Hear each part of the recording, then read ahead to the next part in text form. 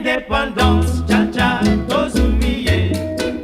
Oki kwanza, cha-cha, tubakidi.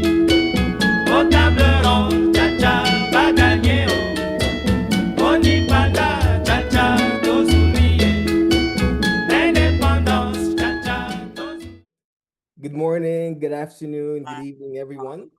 Thank you for joining us today at the Congolese Diaspora Impact Summit 2024. Wins and losses, lessons in diaspora impact. My name is Jimmy Ngokwe, and I'll be the moderator for today's session. And I have the pleasure of welcoming three distinguished panelists you'll get to hear more about. Before going there, I'd like to tell you a bit more about CDIS. So CDIS stands for Congolese Diaspora Impact Strategies, and it started with the Congolese Diaspora Impact Summit in 2019. And our mission is to organize the Congolese diaspora in North America, facilitate networking within Congolese in the US and Canada, and really amplify the voices of Congolese experts and play a part in contributing to the improvement of the improving of the socioeconomic capital of Congolese in Congo and in the diaspora. So we've done summits in New York and DC every other year. We focus primarily on the East Coast, but we've also done events elsewhere in the country. And for the first time this year, we'll be launching our inaugural Return to Congo trip.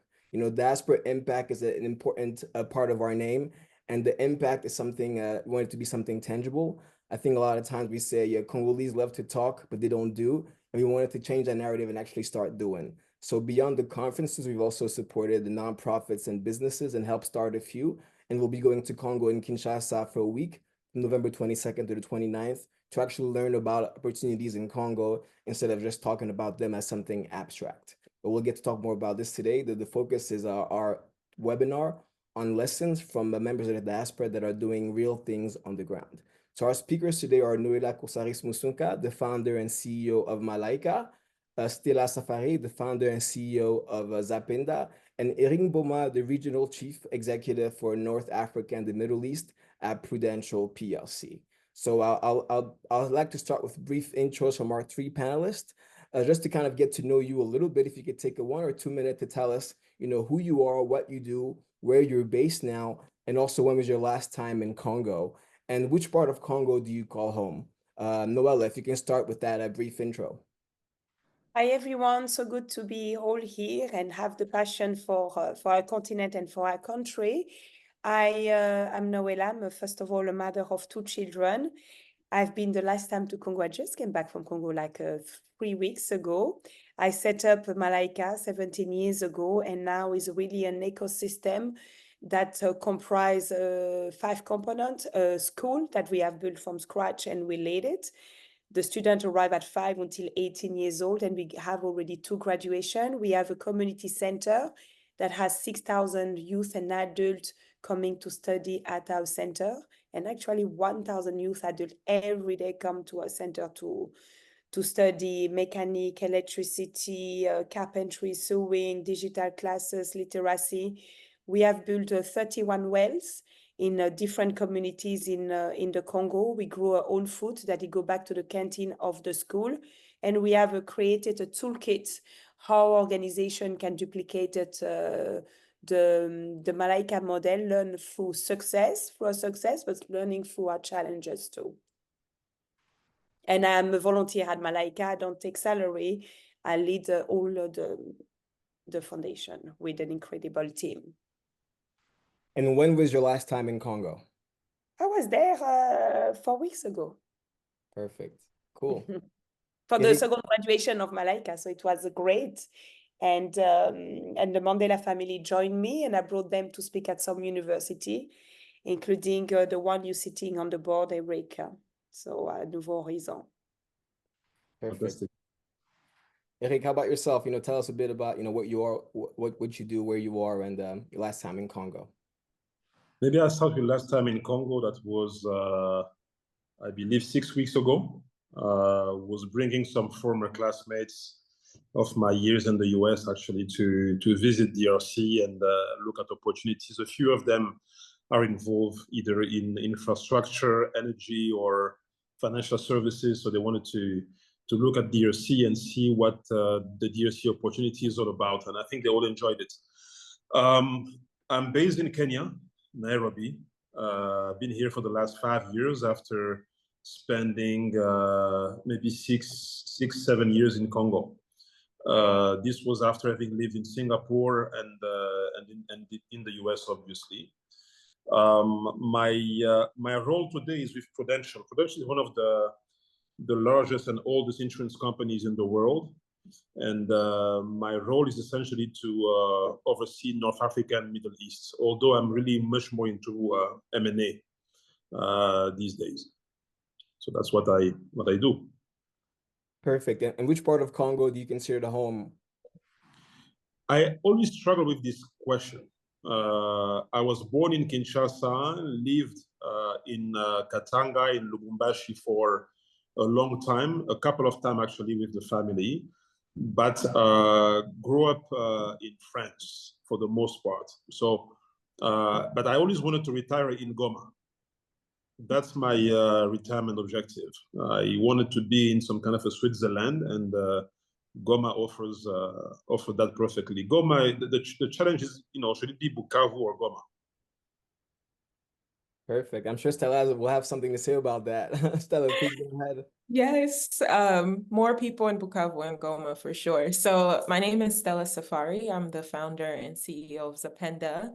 I'm actually in Washington, D.C. right now, but where I grew up. But I was born and was raised a little bit in Bukavu. That's what I call home. I was actually there the last time in May. So, but I'm planning to go back again next month. So I spend my seasons between Congo and here. And a little bit about Zapenda. We have a sewing shop in Congo. We hire tailors, we train them and provide them with full-time employment. And so my business partner and I, we are designers, we create collections, and most recently have started private labeling for other brands. So it's a pretty exciting time, and happy to be here. Amazing. We're very happy to have you. Again, we mentioned earlier in the pre-show prep that basically we wanted this to be a transparent, honest conversation and really understand the realities of doing what all the three of you do. So Noella, I'll start with you. Malaika was founded in 2011, and you recently celebrated the class of 24's graduation. But take us back to the beginning. How do you actually start a school in a village in Congo? Walk us through your approach to building a team. We know, having the right people is critical, people you can trust, but also finding the capital. How do you actually get the funds to, build the classroom, build the building, build the well, things of that sort?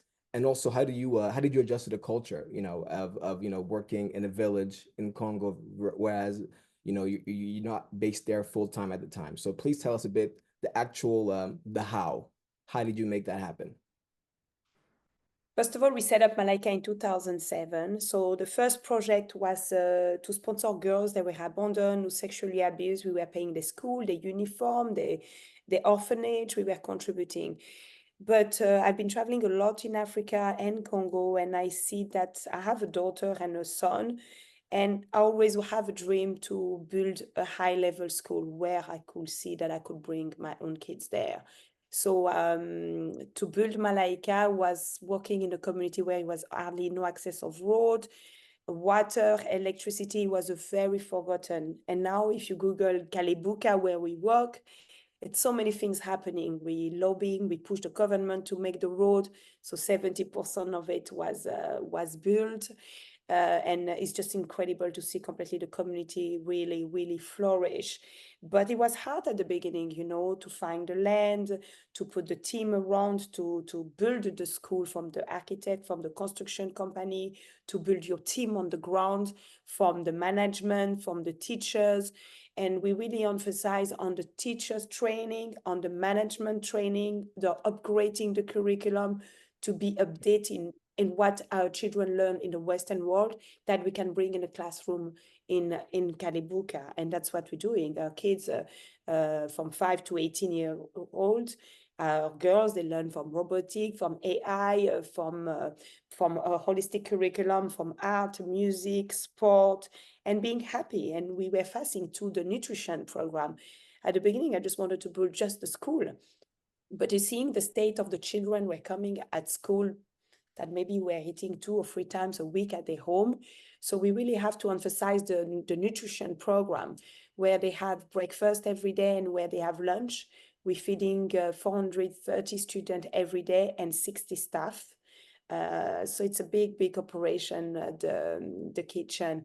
All the Congolese all the staff is Congolese, but beside the school, you have the entire other operation at 600 meters of the school. You have the community center, and this is really great because you cannot educate the children if you don't educate the parents, the youth, the sibling. So the community center is really a complement of the school where we see from 3 years old to like 60 years old, boys, girls, dad, mom coming to learn and gather is really the meeting point of the community where they come to play sport, where we use sport for development for good, where they're coming to learn all the programs that I said before. And it's great because we put, for instance, with Caterpillar Foundation, we create a program, Mechanic and Electricity, where the youth from 18 to 35 have to enroll.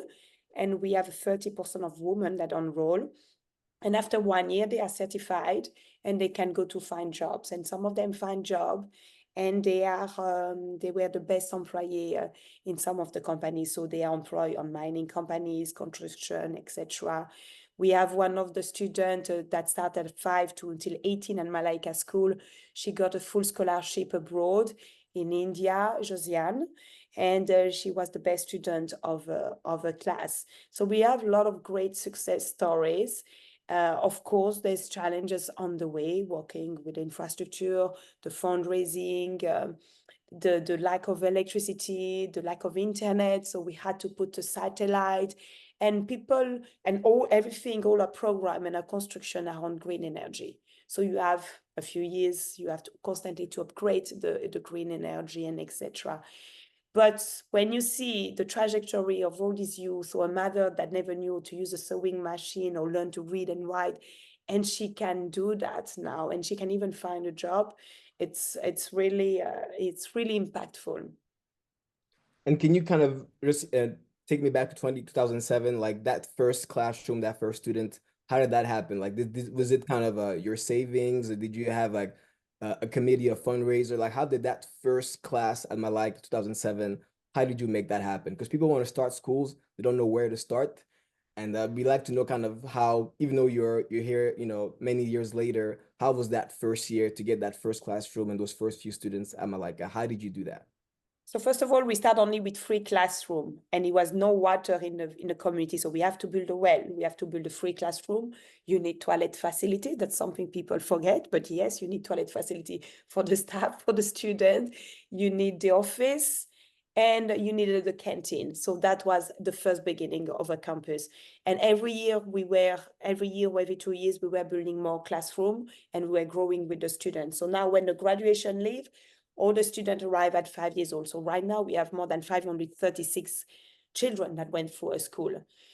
But the first donation that we receive, I put money first, and my board the board of Malaika put money too, and a lot of people that believe in us. But the first 5 years, it was very tough. You know, when you say you work in the Congo, they think the war is in all over Congo.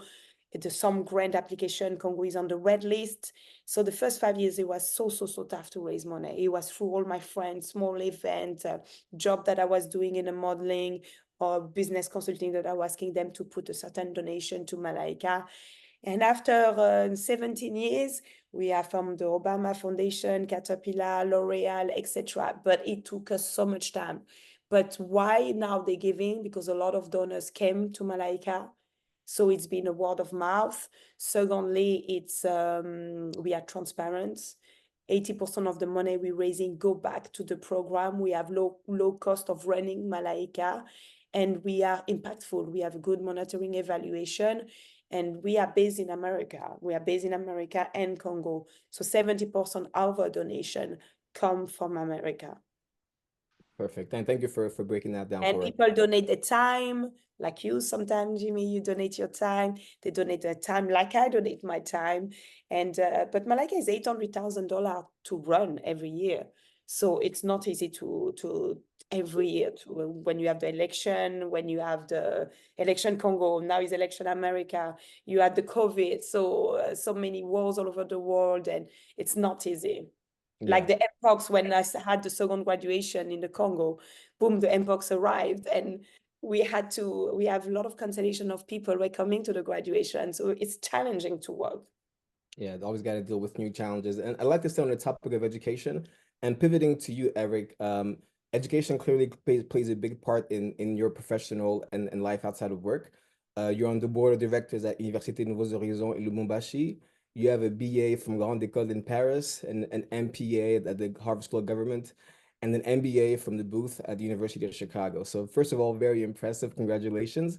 But I'd like to know more kind of, from two standpoints. From a personal standpoint, how did you go about mapping your education needs to where you are professionally? Like, how did you know and how did you plan out your education path? And secondly, what is your role at Université Nouveaux Horizons at Lubumbashi, and why are you involved with it? So two-part question: education from a personal standpoint and societal impact standpoint. Well, I think that there is no development without education. I'm not saying that you need to have people who went to Polytechnique in France, or that everybody needs to graduate from Stanford to be relevant. That's not true. But education is fundamental, just as much as infrastructure is going to be key.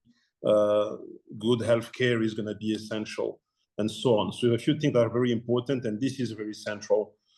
That's why actually I think I'm so excited to be sitting here with Noella, because I think that what she has been involved in is really in line with that vision. I mean, at the personal level, naturally, I think that when you have a Congolese outside of the country, we know the limitation that we could have in the country. So if you have an opportunity to be outside and to be exposed to more, you should absorb as much as you can. That's my view. I mean, if you're in the US or in France, where the context is offering you opportunities to grow, to learn, please do that. And we should not be limited to just the formal classic education we know. I know that in places like Germany, they do a lot of training on the job. I think that those are, to me, important ways to acquire more knowledge.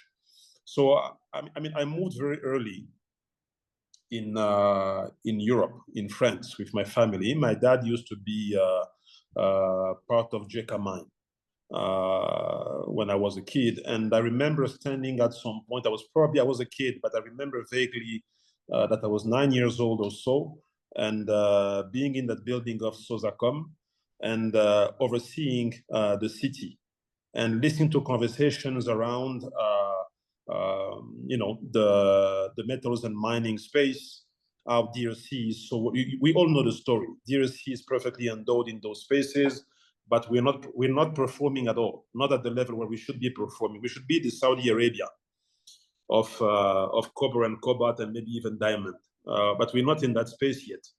And one of the key things in those spaces is always the people.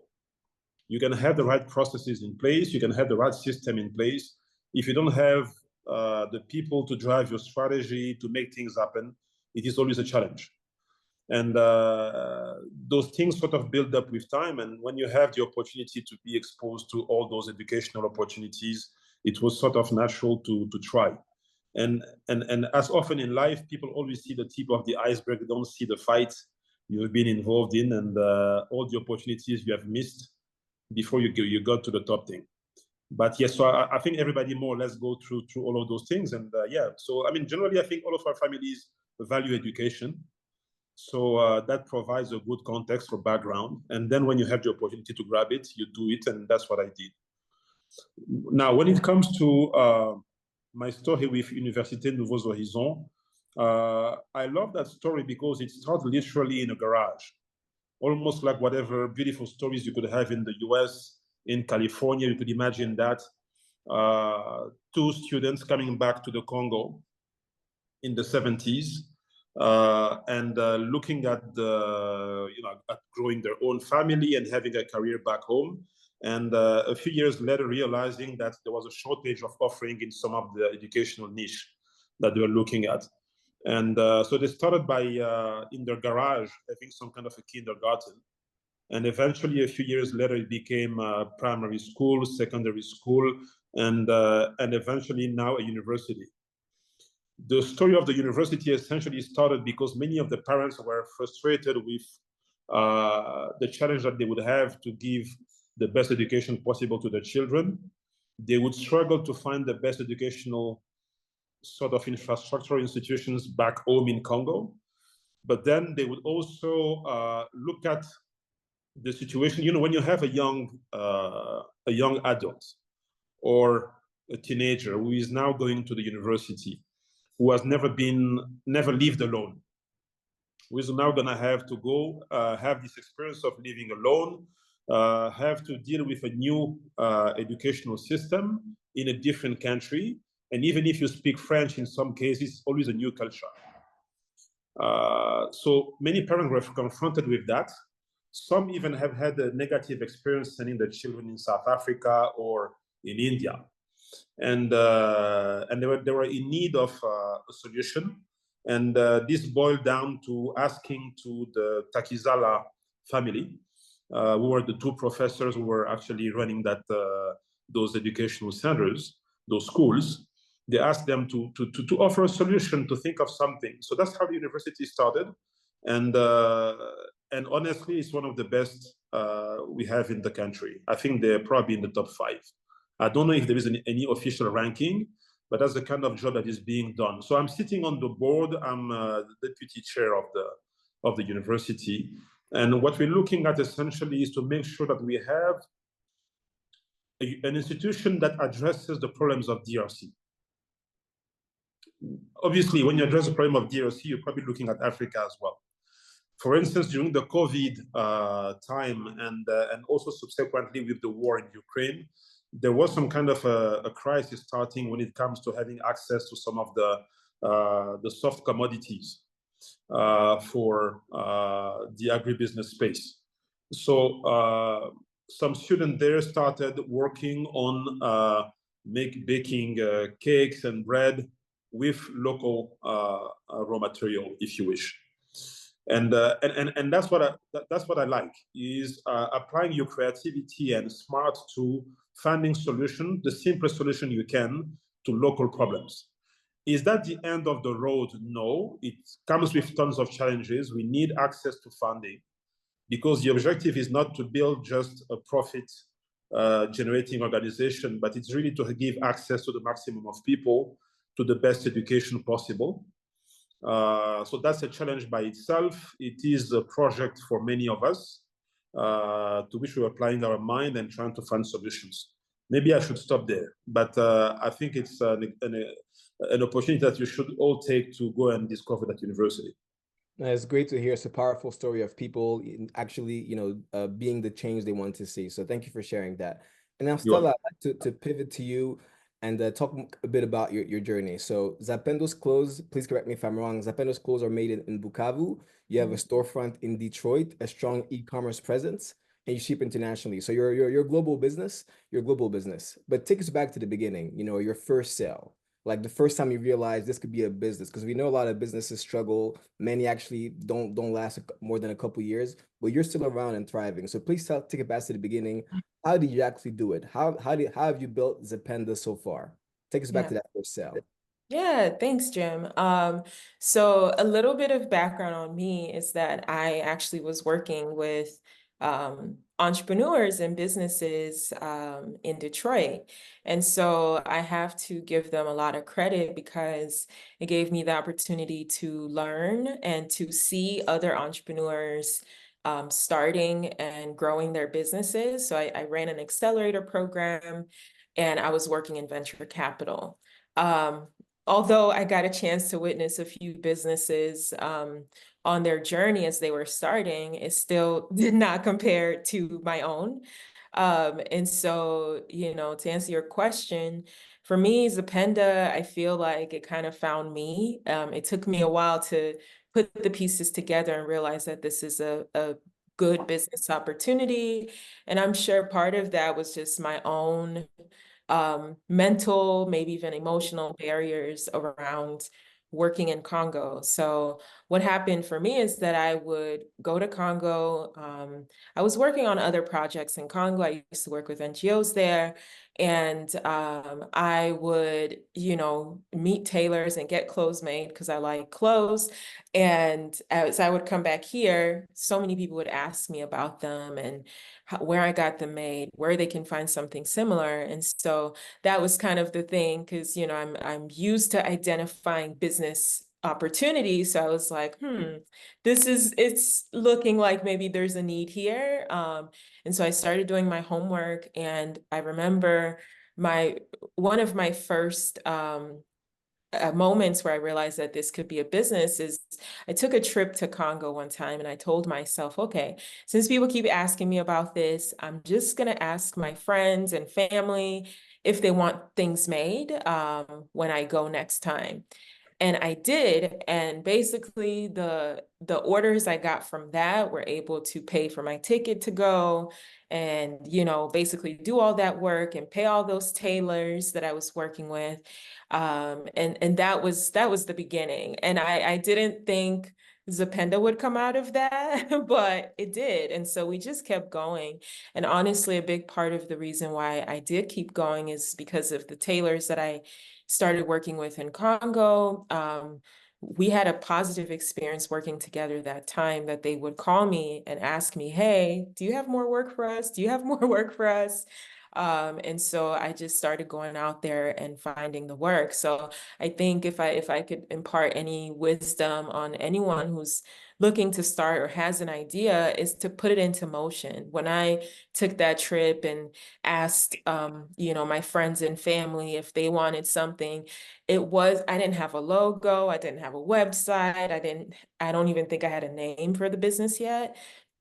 So sometimes it's about just getting in motion, and then once you're in motion, the key is to stay in motion. But I find that sometimes people just create a lot of barriers and feel like it's really they have to be so over prepared in order to even begin. But you're never going to be fully ready. There's always more to do. So it's important to just get started. And I'd like to hear more a bit about some of the hard times. I think entrepreneurship is very cool nowadays. It's trendy to be a business owner and start a business and be your own boss. But I'd like to hear about kind of the challenging times that, being a boss at Zapenda. Tell us about some of the most difficult times and how you navigated those to keep going. Okay. I think as many ups that there are also the downs, and for me, I've learned now to keep myself steady through all of that. I think that's part of the key to it too, is, you're still a person. Zapenda is not me, even though many people tend to confuse the two, but I'm a whole different person. I'm a whole human outside of Zapenda. So that I think that's one of the challenges actually for me that I faced in the beginning, was just kind of learning to separate myself as a human being from the work that I'm doing, because I think as an entrepreneur, it can consume you, right? It becomes everything that you do, everything that you talk about, that you think about. And although there's some positive to that, that can also be a lot. It can be really overwhelming and a lot of pressure. So in terms of challenges that we faced, I mean, I think as some of the panelists have alluded to, just doing a business in Congo in general can be quite challenging, right? Like from the actual space that we have, not having adequate electricity, not having the roads to actually get to our atelier. So just needing to do basic things like go source materials, things like that can take up so much time, just because of some of the infrastructure challenges that we have. We've also, had some issues with management on the ground. I'm not in Congo full time, so really relying on people there. And I've realized recently that, even though I'm from Congo and I'm there a lot, there's still a lot of cultural differences, even for me and other Congolese people.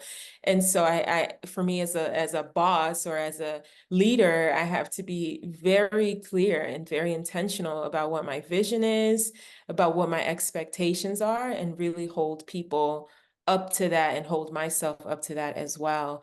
There's challenges around funding. I think that this is, again, it's one of those like glamorized things, but I want to talk about funding a little bit more, because I think funding is not just about raising capital, right? Especially in the line of work that I do with entrepreneurship. There's money out there, sure, but not all money is created equally, right? So, some money comes with certain expectations, certain requirements. So I think more than just securing funding, it's securing the right type of funding. If it's investors, if it's, grants or whatever it is, making sure, or bank loans, whatever, all of those avenues and channels are pretty challenging to get.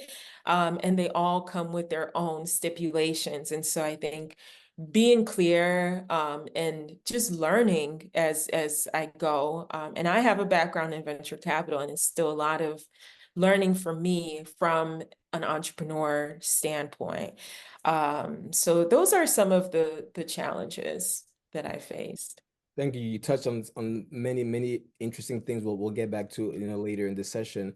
And Noella, I'd like to pivot to you and kind of pick up on something Stella said. She mentioned a major challenge of basically separating herself from Zapenda and realizing that she's a person outside of Zapenda. And I wanted to know for yourself, I think people basically see you and see Malaika. So I'd like to kind of hear from your perspective, how do you create that boundary between yourself and Malaika, where people are relying on you, but you're a person outside of Malaika? It's very important because I have to put boundaries, and I learned through the years that I have to say no to so many things. I'm constantly bombarded of people asking me network, help, but what they forget, I give all my time to Malaika. I work 5 hours a day on Malaika. Beside everything that I do, being a mother, doing business consulting, I'm sitting on few boards, the L'Oreal Fund for Women, the Princess Caroline Foundation, and etc. I'm working beside that too, and I still do a few campaigns a year in modeling. And my husband has an intense work too, where he travels, so I have to balance. And I have to put boundaries that I cannot do everything. I cannot be on every panel. I cannot do things for free all the time. And the same thing in the fashion industry, because in the fashion industry, they say, oh, we're going to use Noella, we're going to donate money to Malaika, but we're not going to pay her. And I say, no, it doesn't work like that. You want to use my image, my face, and etc. You have Noella, it's Noella, Malaika, it's Malaika. We have to separate. So through the years, of course, for my image, I had to put an agent to look after me, and I send people to my agent. This way it makes sense. For speaking engagement too, it goes through my agent, because if not, just people think that you do everything non-stop and you are available anytime during the year, and that's just not possible. And I love what I do, don't get me wrong, but beside Malaika, it's a lot of work, it's a lot of emails, it's a lot of administration, it's a lot of strategies that you have to create. You have to be very creative, the way you fundraise, the way you work with the team locally, internationally, and with donors, a lot of reporting. So there's a lot of moment where you have to be alone in front of your computer, in front of your desk, and there's moment where you have to have meeting strategic with your local team, with your international team, with donors, and etc. So it's very important to create space. And I find my balance in doing sports. I find my balance to escape a weekend just by myself. I find my balance watching TV with my kids, or doing their homework, or reading a book with my daughter. So I have a lot of time where I decide to stop, and on the weekend I have to have a boundary too with my phone, because working with Africa, it's mean working a lot on the WhatsApp. So you are constantly constantly bombarded on the WhatsApp and etc. And I have to put, but it's crazy because if you don't answer a message in one day or 2 days, people say, you don't answer me, you're ignoring me. But people don't understand you. You need to have your own space, and you have sometimes before answering a message or an email, when you start your career and everything, sometimes you rush, but you learn with years. You have to take a step back, really think how you answer, how you deal with situation. And it's very important. And I do mentor a lot of youth worldwide that go now to university. I do a lot of volunteer work too in England because I want to show. My son is 14 years old. He's been 25 times to Congo. My daughter is 10 years. She's been 15 times.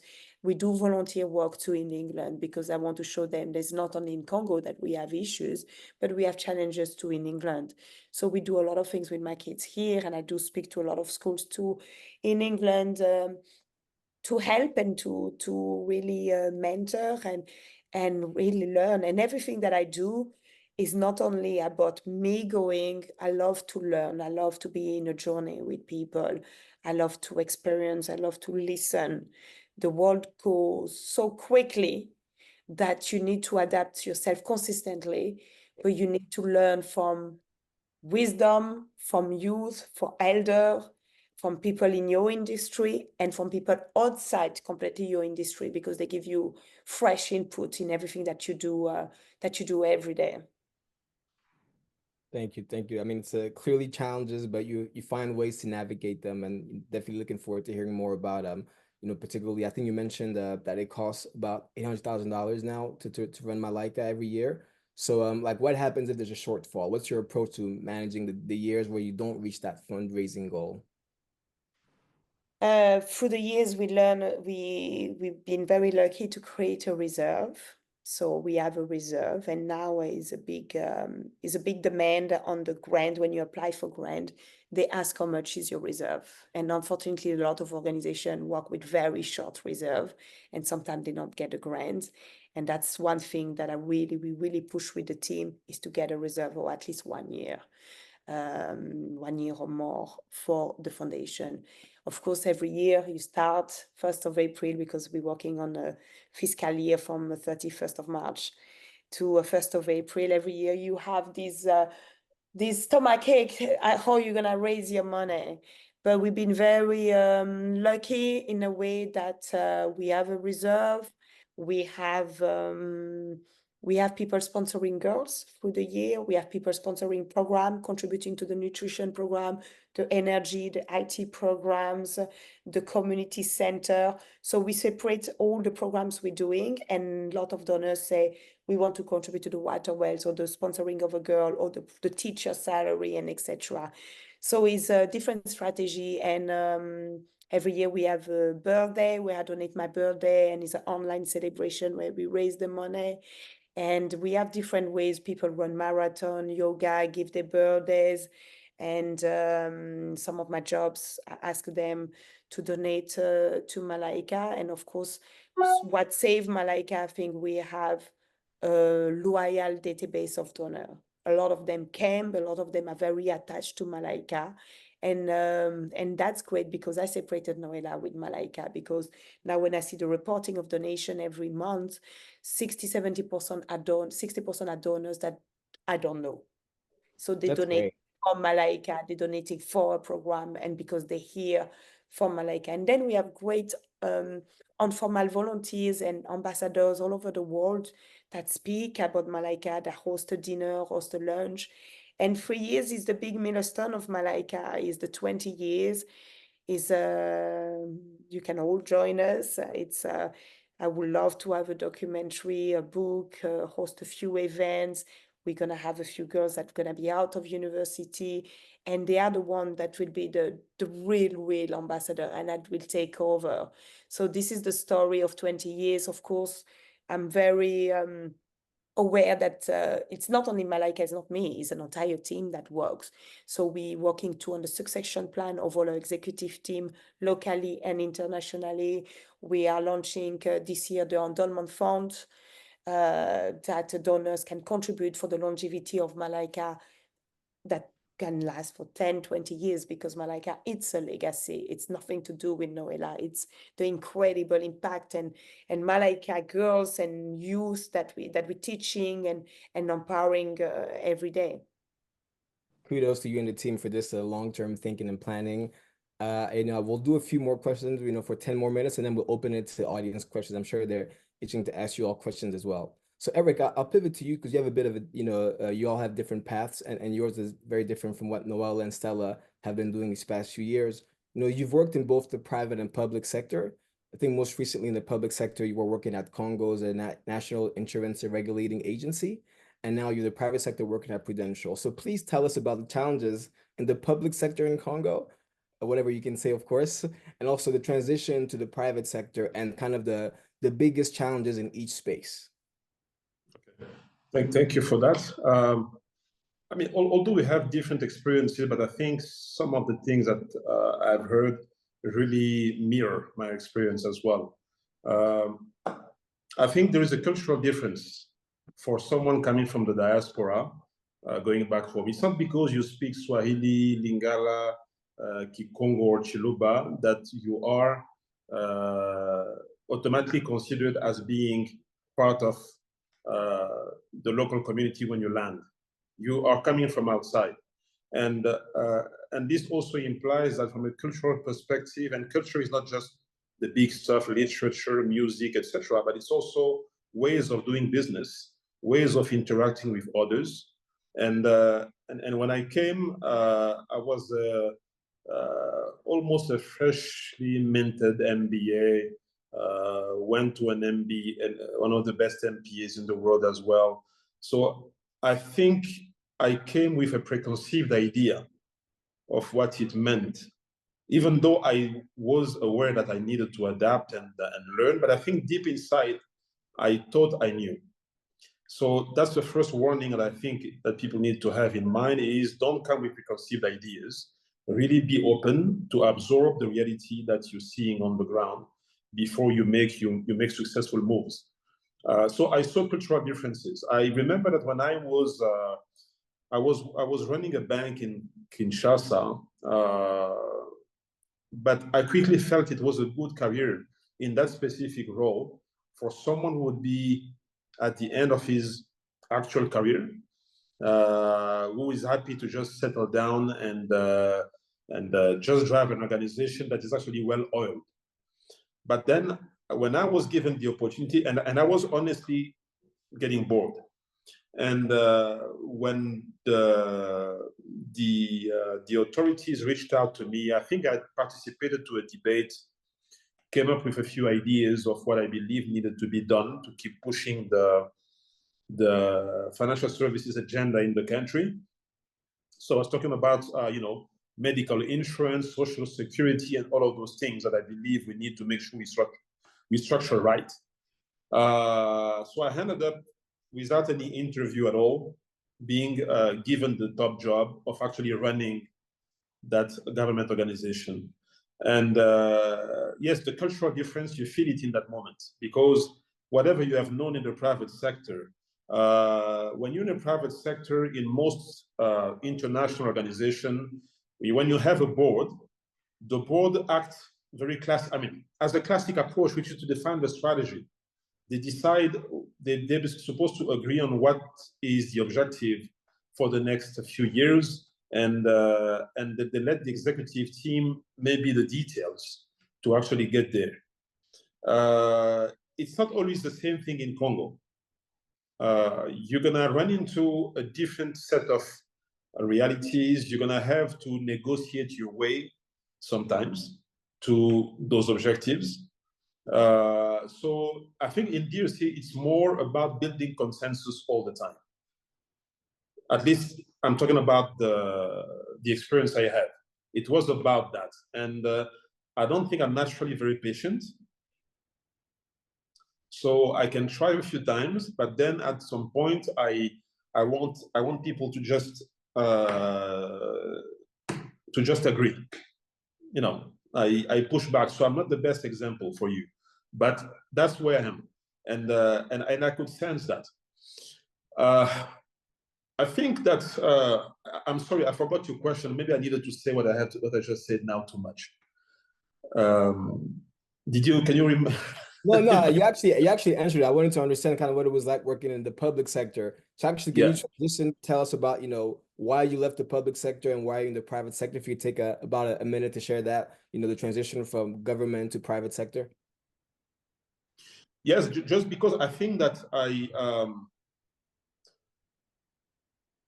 when I was writing my essays for my master programs, I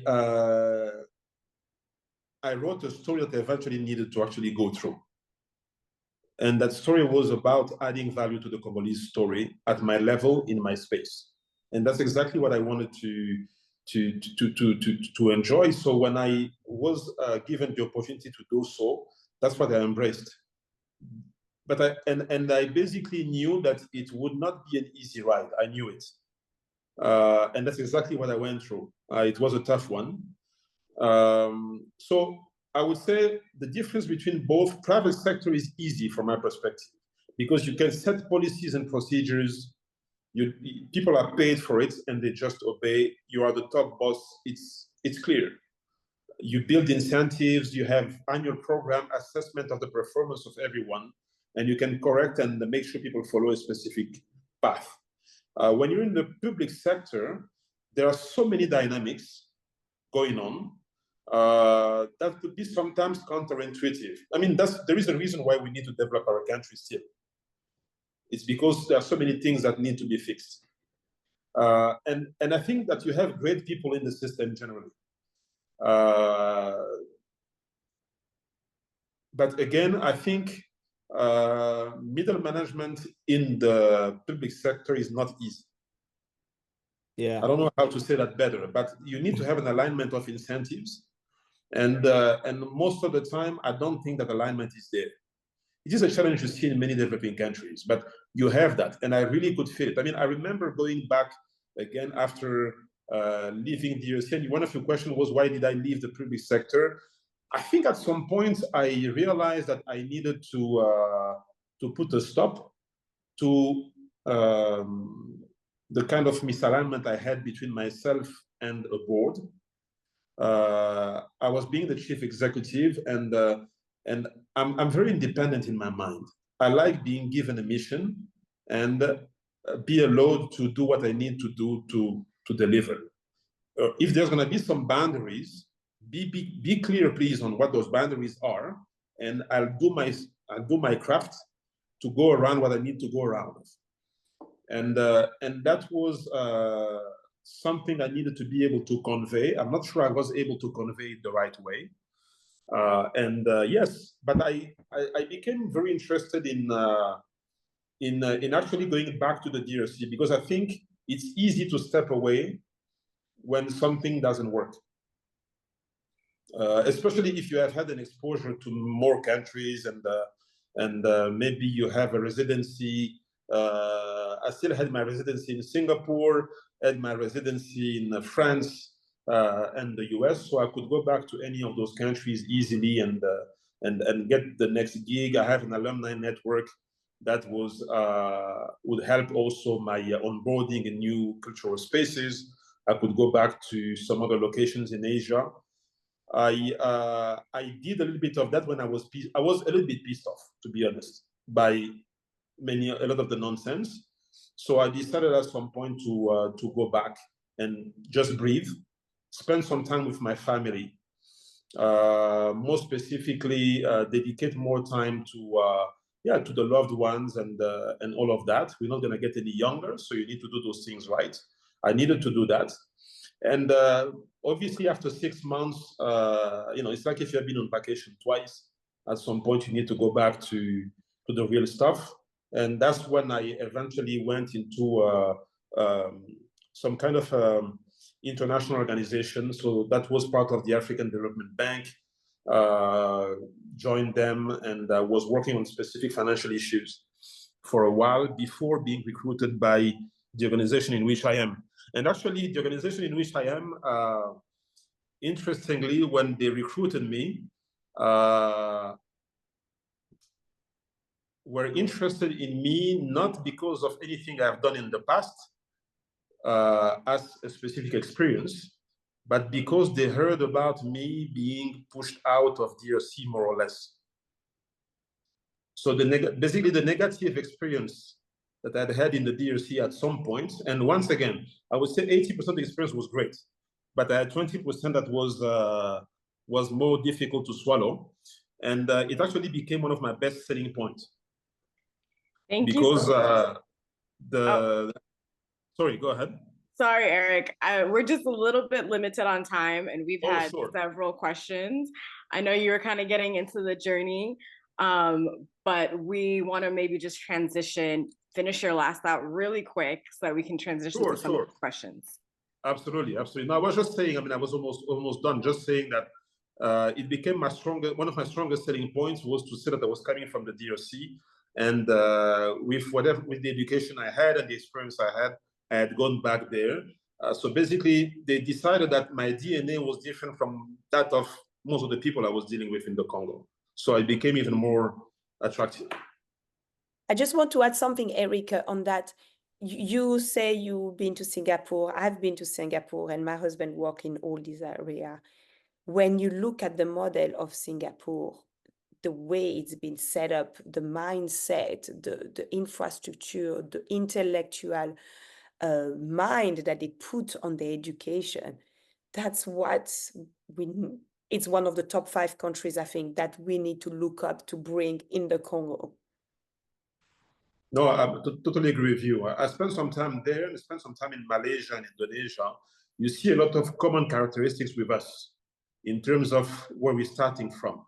But you're totally right. Then you need to have a vision of that kind that associates this type of and implement this vision with the right people and the values. I think what is very important, it's you can have the best education, but if we don't instill values to all these young kids that we're teaching, the values is number 1. Perfect. Luco, you want to go ahead and lead us off into some of the audience questions? Yes, and hi everyone, Luco Hokasomo, one of the co-founders here. So since we're short on time, we're going to do a couple of the questions that have come through. What we'll also make sure to do is we'll share the questions that you all have provided with our lovely panelists that are here and follow up via email as a part of our wrap-up email so that we also have those questions available. So just starting off really quickly for Noella, we had a question here from someone asking, for folks who are donating to Malaika from the US, are those tax-deductible donations? Yes, that's deductible. You can donate right now, click the button, you can keep your receipt, and it's tax deductible. It's a 501c3 foundation, yes. And thank you, but there's no pressure to donate. Huh? First of all, learn about Malaika, go there, or ask us questions. There's no pressure to donate, but we're going to put the pressure on our side. Definitely, if you can, support Malaika, whether it's donating, if you have time, we'll follow up and tell you all how you can get involved personally from that point. We have another question. Let's see here. So we have a couple of you all who have started businesses, and we had some folks here. I know you all kind of generally talked about what your process was, but maybe let's kick this question to Stella. When you were looking to start your business in Congo, what were the first 5 steps that you went upon that folks who are trying to start a business in Congo absolutely have to have? On the Congo side or just in general? Just in general. Let's say maybe you can give us two or three from the Congo side and kind of 2 or 3 from the US side. Okay, so on the Congo side, one is identifying partners on the ground. If you're not going to be there yourself, even if you are, just identifying the right people to, partner with. I think that's a really important piece.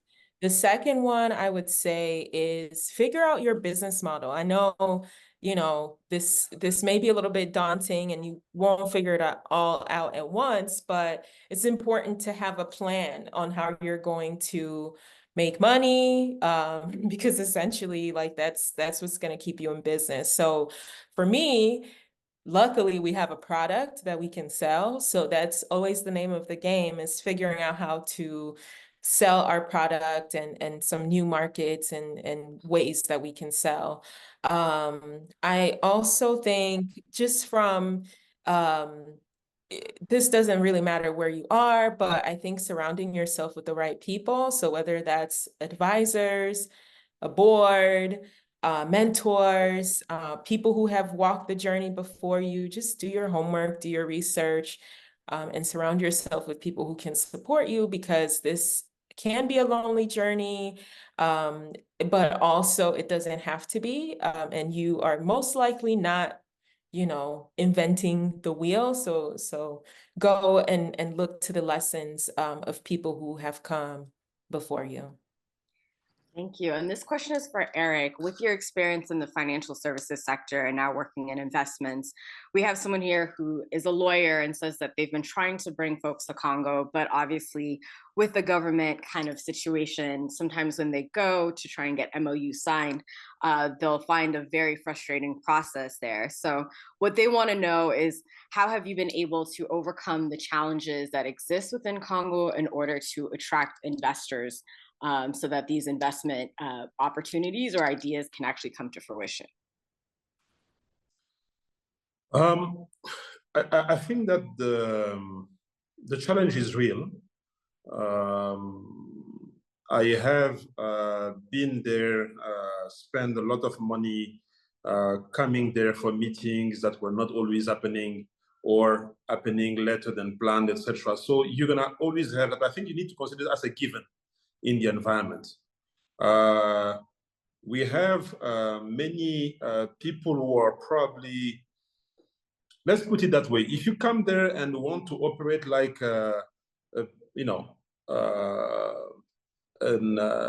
LSE business or a business listed in one of those big markets, you're gonna have a lot of challenges.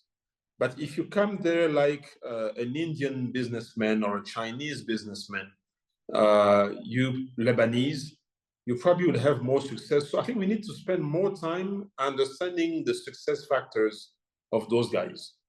Because if you're in Kinshasa, literally all of the distribution, the retail, is in their hands locally.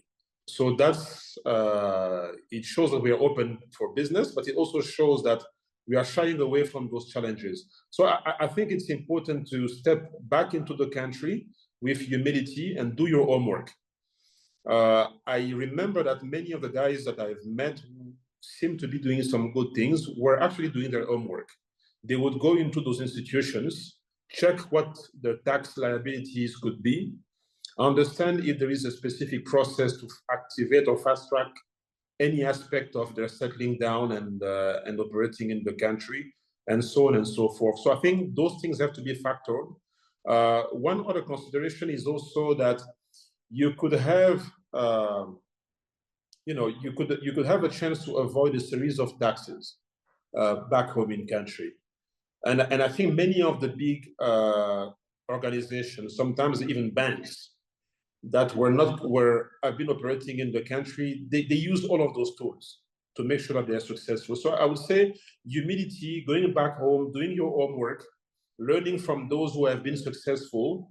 Don't be apologetic about it, but do those things. I think that's a fundamental given. I think business is possible, but we probably sometimes we are overwhelmed by what is not working.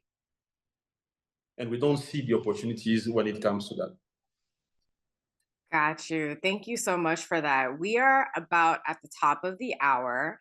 And so we want to just give you all one last kind of opportunity to say something for the folks here. With the end of 2024 coming around and 2025 coming up, tell us what are one or two big things that you all are prioritizing for your respective organizations. And we'll start with Stella. Okay, so for me, I am getting into private labeling for my business. And so I want to get into school uniforms, all kinds of stuff. So if anybody is interested in producing some products and is looking for manufacturing, we would love to make your product in Bukavu in our atelier. Also, I just want to advise for people who may not have a business but want to be helpful. please like help us, you know, like you can also just help what's already there. And that's also another really good way to learn without taking that big risk of starting your own thing. So thank you so much, y'all. And let's go to Noella. We working now on the student fund because it's very important when the student finish at Malaika school to go to universities. So either some of them have the capacity and are able to go abroad, like we have 5 girls that left and got full scholarship abroad, but not everyone has this chance. So and the other thing is we have to support local university too. And we need to have a student doing university in the Congo, like Nouveau Horizon. So we're creating a student fund. And if you have any ideas and how we can set it up that and have more funds coming to help the student to go to study at university in Congo, for me is a priority one, because it'd be a shame that they studied 13 years at Malaika school and then we abandon them there. So that's a really big step of Malaika. Thank you, Noella. And last but not least, Eric, give us your closing words. Really just a couple of words, but I think that University Nouveau Horizon is really reaching new challenges. We're building new schools in the university. So that's going to be an important piece of work for us in University Nouveau Horizon. And I would say professionally, certainly being involved a little bit more with advising some of the companies locally. Amazing. Thank you all for your closing words. And, you know, we wanted to start on time and end on time, so we'll be ending now. But thank you for tuning again to Wins and Losses, Lessons in Diaspora Impact. I know I personally learned a great deal from all of our panelists today, from Eric, Stella, and Noella. Look forward to learning more. For those of you who ask questions we can get to, we'll connect you and provide the information to all those panelists that we can connect with them on social media or directly. And thank you for tuning in. And our next, in terms of our calendar, our next event is Return to Congo, November 22nd to November 29th. CDIS will be taking a group of members from the diaspora to Kinshasa for a week. We'll be there to explore opportunities for impact and investment across different sectors. You can learn more about us, and we'll send you an email with those details as well. Thank you again, and have a great rest of your Saturday. Take care. Thank you. Bye-bye. Thank you, everyone. Indépendance, cha cha.